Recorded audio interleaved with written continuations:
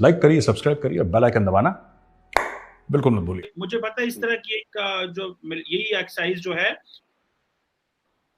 में पिछले साल हुई है, तो उसी की एक ये चीज है जो यहाँ पे अभी हुई है। इससे पहले भी है, 2014-16 में भी हुई है।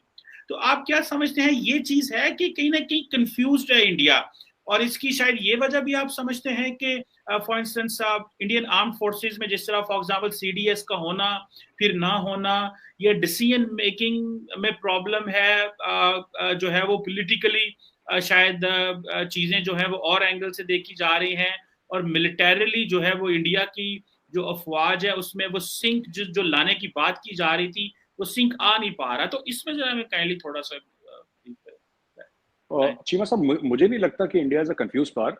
मुझे लगता है कि India is always treated military as the last resort.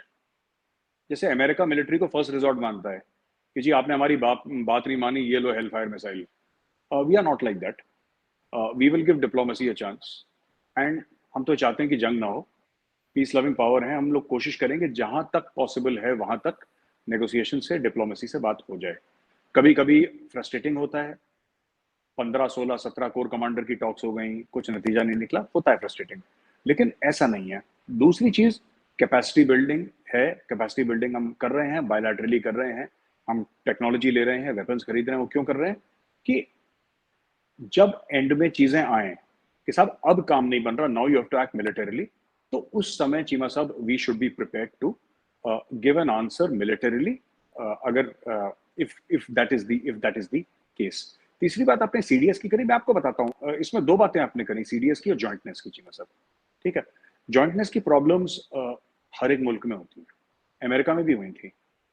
उसका रीजन है, all the services have always functioned in isolation तो नहीं कहूंगा, but they functioned independently, and there is a high level of cooperation in case of a war।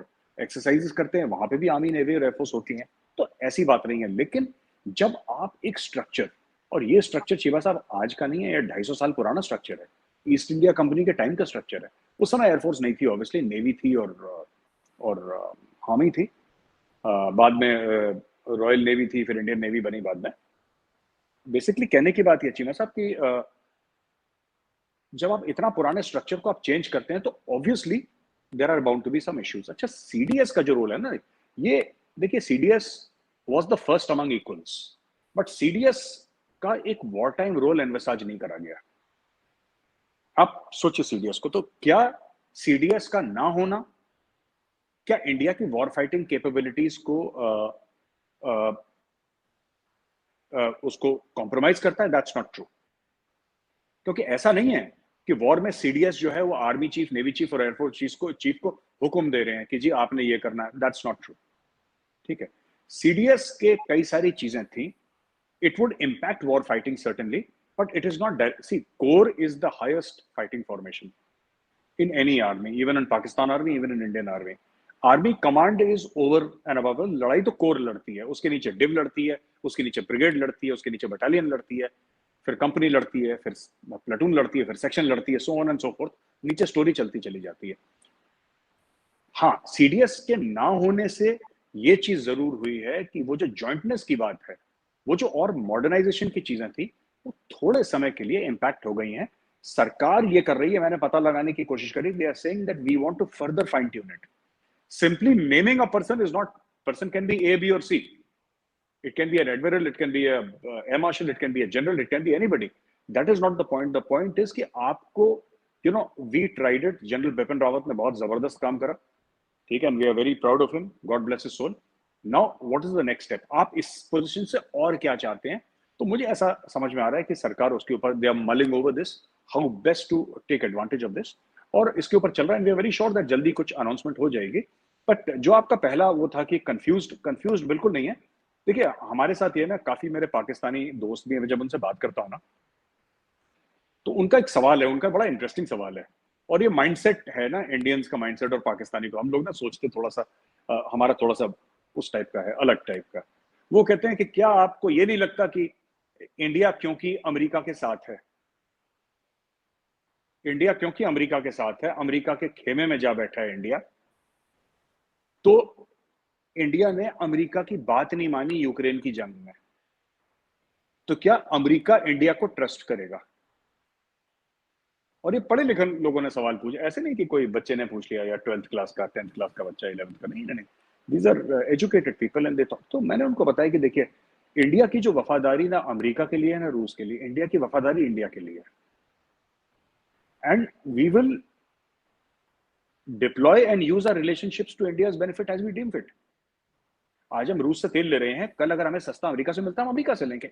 देखिए, and में वफादारी किस, you're a Pakistani Cheema साहब, आपकी पहली वफादारी पाकिस्तान के साथ है, एंड ऑफ स्टोरी। आपकी वफादारी थोड़ा सा चीन के साथ या रशिया के साथ है, ठीक है, चीन आपका दोस्त है, you know sweeter than honey higher than, वो सब ठीक है। एंड में आपकी वफादारी किसके साथ है?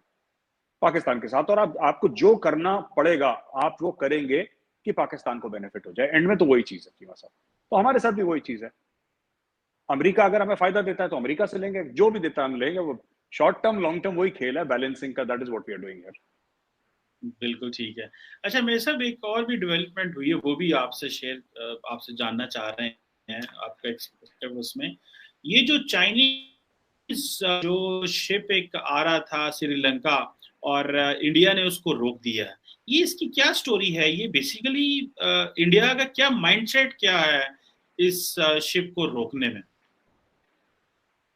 देखिए, while Sri Lanka is a sovereign independent country, but it is also India's backyard. India invest क्यों कर रहा है श्रीलंका में, श्रीलंका को इतने पैसे क्यों दे रहा है? Because we do not want Chinese influence in our backyard. Cheema sahab, on a clear day India से श्रीलंका और श्रीलंका से इंडिया दिखता है। यू कैन सी, अगर आप राम सेतु पे जाएंगे रामेश्वरम में, तो अगर आप थोड़ा सा राम सेतु के ऊपर कदम रखेंगे और थोड़ा सा आगे चले जाएंगे, आपको श्रीलंका दिखेगा वहां से दूर से, अगर दूरबीन आपके पास है तो। आप खुली आंखों से दूरबीन से देखिए, आपको on a clear day you can C Sri Lankan mainland. थोड़ा सा अगर आप हाइट से देखेंगे, नॉट कि आप जमीन से देखेंगे, ऐसे नहीं देखेंगे, थोड़ी सी हाइट से देखेंगे, यू कैन सी। तो Sri Lanka is not very far away, आप बाइनोकुलर से देखेंगे आपको दिख जाएगा श्रीलंका। बिल्कुल, आपको पता है इवन इंडोनेशिया इंडिया का नेबर है। आप हमारे आइलैंड्स देखिए, हमारे आइलैंड्स का लास्ट आइलैंड देखिए और इंडोनेशिया का लास्ट आइलैंड ऊपर की तरफ देखिए, 200-250-300 किलोमीटर ज्यादा का फर्क नहीं है।